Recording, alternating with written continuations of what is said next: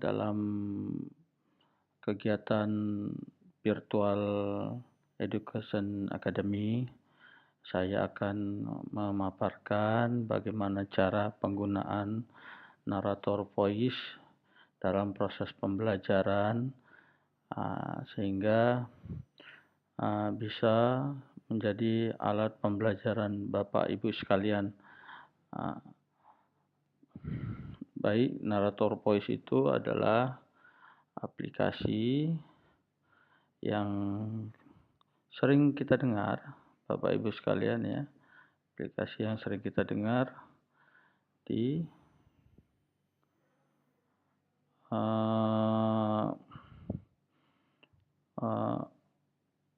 penggunaannya di kalangan YouTuber ya, YouTuber. Saya akan screenkan ya dengan layar di handphone saya ya. Nah, ini dia sudah terkoneksi. Ya, sudah terkoneksi. Interrupt. Ya, kita ulang lagi. Ya, ini pakai screen mirror Bapak Ibu sekalian. Jadi koneksi yang ada di handphone dengan di layar, tangkap layar ini bisa Bapak Ibu lihat ya. Nah, ini dia. Narator voice itu seperti ini Bapak Ibu sekalian.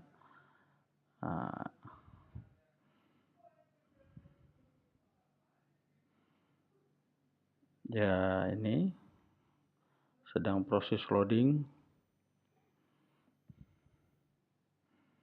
Jadi kita ini iklan ya. Ya. Iklan. Nah, ini dia kalau kita konekkan. Halo Ali, kamu sudah sampai ke tujuan STI Vihara Guna Vijaya, Jalan Insinyur Sutami, Gang 5, Kompleks Ruko Pinang Mas Semukya. Hari ini bahagia, jangan lupa titip salam sama guru-guru di sana ya. Iya. Caranya sederhana Bapak Ibu sekalian. Untuk cara menginstalasinya cukup Bapak Ibu ke Google Play Store ya. Setelah itu ya,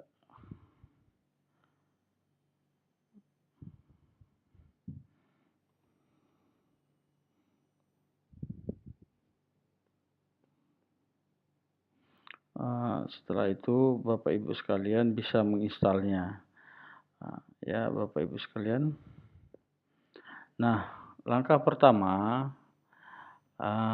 kita akan membuat presentasi ya dari sebuah cerita yang akan kita buat. Nah, ini saya akan dapat sebuah cerita.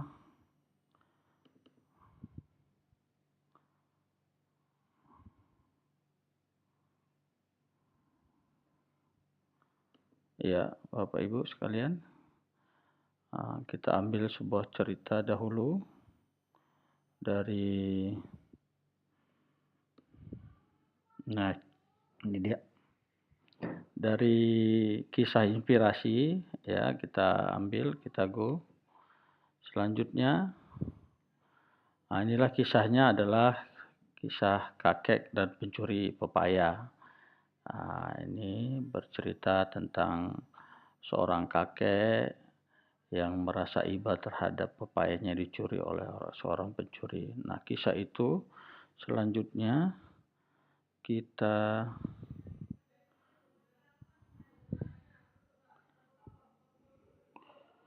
kopikan Bapak Ibu ke dalam aplikasi kita. Ya, ke dalam aplikasi kita. Nah, ini dia ya kisah itu. Selanjutnya kita copy ya ke dalam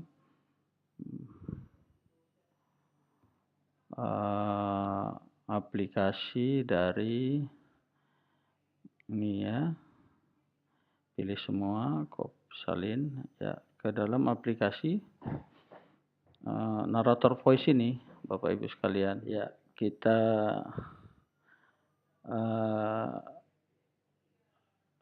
copy ke dalam aplikasi ini ya, ini created ya, tempel ya,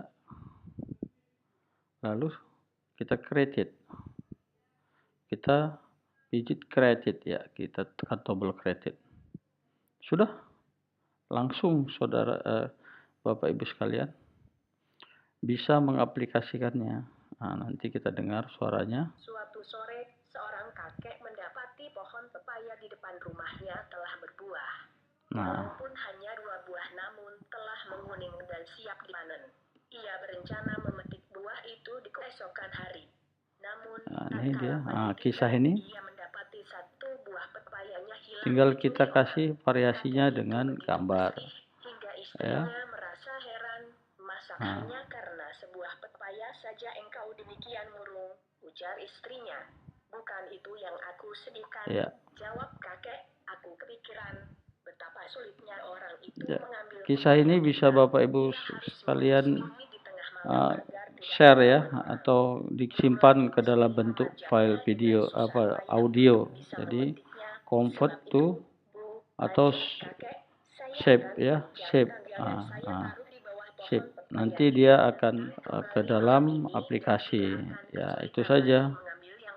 Ya. Tinggal save, tekan save Bapak Ibu sekalian ya. Yang tinggal sebuah itu tetap ada beserta tangganya tanpa bergeser sedikit pun. Ia mencoba bersabar dan berharap pencuri itu akan muncul lagi di malam ini. Namun di pagi berikutnya tetap saja buah pepaya itu masih di tempatnya. Di sore harinya kakek kedatangan seorang tamu. Ya, itu dia.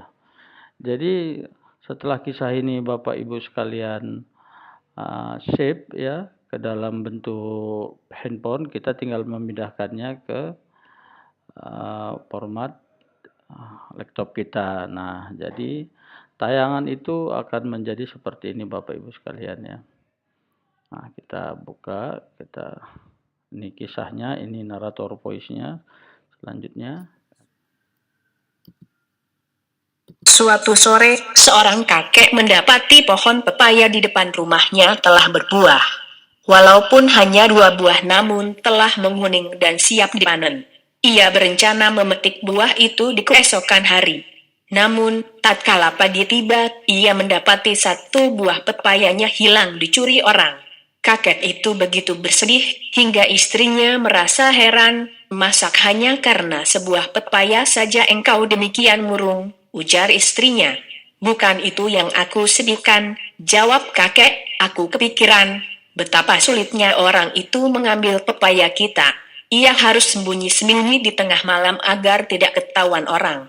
Belum lagi mesti memanjatnya dengan susah payah untuk bisa memetiknya. Sebab itu, Bu, lanjut kakek, saya akan pinjam tangga dan saya taruh di bawah pohon pepaya kita. Mudah-mudahan pencuri itu datang kembali malam ini dan tidak akan kesulitan lagi mengambil yang satunya. Namun saat pagi kembali hadir, ia mendapati pepaya yang tinggal sebuah itu tetap ada beserta tangganya tanpa bergeser sedikit pun. Ia mencoba bersabar dan berharap pencuri itu akan muncul lagi di malam ini. Namun di pagi berikutnya, tetap saja buah pepaya itu masih di tempatnya. Di sore harinya, kakek kedatangan seorang tamu yang menenteng 2 buah pepaya besar di tangannya. Ia belum pernah mengenal si tamu tersebut. Singkat cerita, setelah berbincang lama, saat hendak pamitan, tamu itu dengan amat menyesal mengaku bahwa ialah yang telah mencuri pepayanya. Sebenarnya, kata sang tamu, di malam berikutnya saya ingin mencuri buah pepaya yang tersisa. Namun saat saya menemukan ada tangga di sana, saya tersadarkan bahwa kakek telah mengetahui namun malah memberikan lagi kesempatan kepada saya untuk mencuri kembali dan sejak itu saya benar-benar bertobat dan bertekad untuk tidak mencuri lagi. Untuk itu, saya kembalikan pepaya Anda dan untuk menebus kesalahan saya hadiahkan pepaya yang baru saya beli di pasar untuk Anda. Mampukah kita tetap berpikir positif saat kita kehilangan sesuatu yang kita cintai, dengan ikhlas mencari sisi baiknya serta melupakan sakitnya suatu musibah?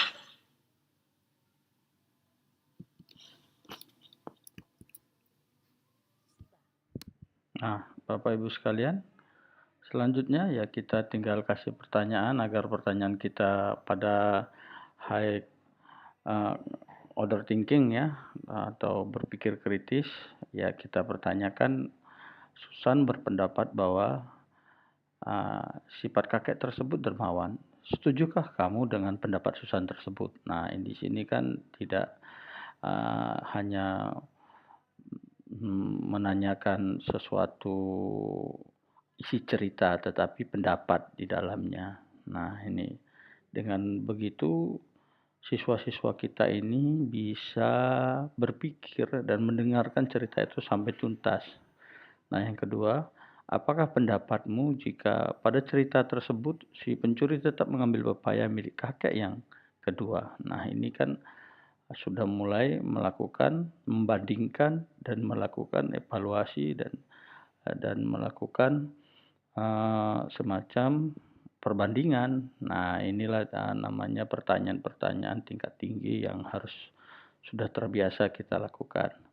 Contoh pertanyaan sederhana yang low order thinking itu adalah apakah yang membuat perasaan kakek sedih setelah menyadari satu buah pepaya miliknya hilang. Nah, ini bukan soal hot ya Bapak Ibu sekalian. Jadi apakah yang dilakukan sang pencuri untuk menebus kesalahannya, yaitu cukup dengan mendengar cerita dan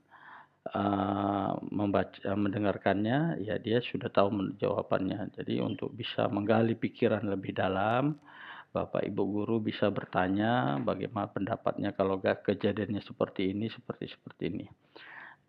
Ya demikian Bapak Ibu sekalian tutorial saya mengenai aplikasi yang bisa kita gunakan di dalam pembelajaran. Billahi taufiq wal hidayah. Wassalamualaikum warahmatullahi wabarakatuh.